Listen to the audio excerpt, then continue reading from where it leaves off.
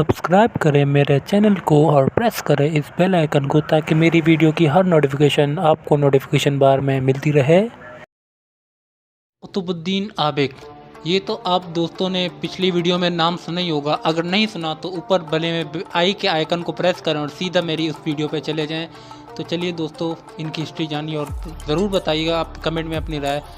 कुतुबुद्दीन आबिक तारीख़ में ग़ुलाम ख़ानदान के बानी के तौर पर जाना जाता है और ये ख्याल किया जाता है कि इस ख़ानदान का नाम कुतुबुद्दीन से लिया गया था, जो असल में एक ग़ुलाम था। लेकिन ये भी सच है कि अलहाक़ से कबल कुतुबुद्दीन को अपने आका मोहम्मद गौरी की तरफ से दस्तबरदार का ख़त मिल गया था और वो एक आज़ाद हुक्मरान की हैसियत से अलहाक़ पर आए थे। जब सन 1206 ईस्वी में मोहम्मद गौरी की मौत हो गई तो इन्होंने इनके जानशीन करने के लिए कोई मर्द वारिस नहीं छोड़ा।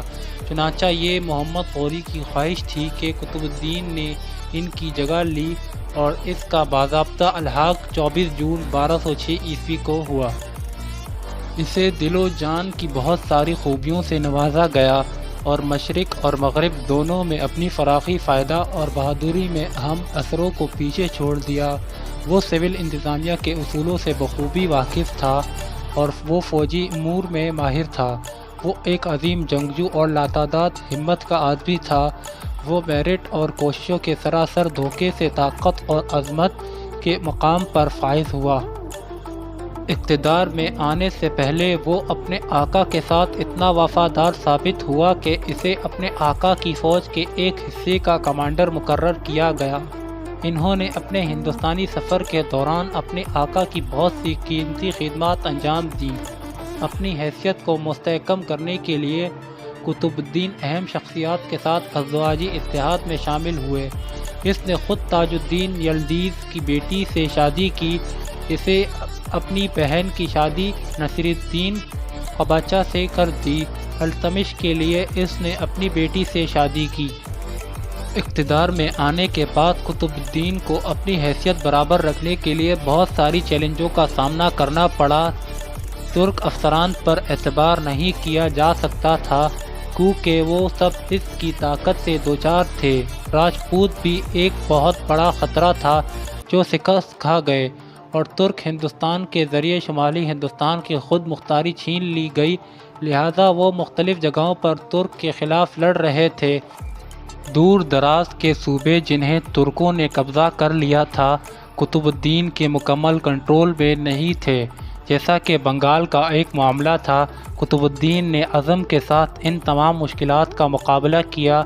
इसने पहले दिल्ली और लाहौर में अपनी पोजीशन मुस्तहकम की और फिर ज़्यादातर तुर्क अमरा को इसकी महकूमियत कबूल करने पर राज़ी किया गया।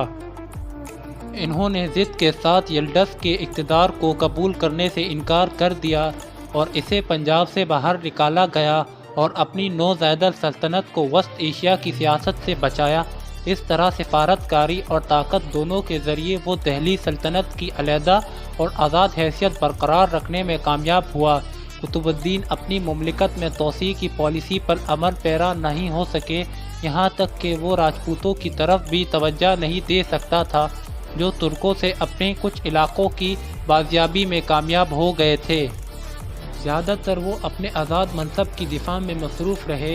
यही वजह है कि वो ज़्यादातर दिल्ली के बजाय लाहौर में ही रहे।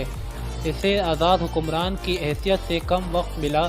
चौहान यानी हॉर्स पोलो खेलते हुए वो अपने घोड़े से गिर गए और जल्द ही सन 1210 में इंतकाल कर गए।